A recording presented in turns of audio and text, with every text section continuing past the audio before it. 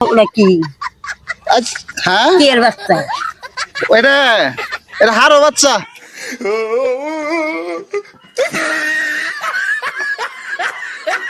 চাচি এগুলা কি মাছ? কেন? কি বেচবেন? হ্যাঁ, বেচবেন কত? 120 টাকা। 120 টাকা। আমি 20 টাকা দিয়ে আরো। 100 টাকা। আচ্ছা, আমি 20 100 টাকা দিম না। আচ্ছা আমি 20 টাকা দিয়ে আরো।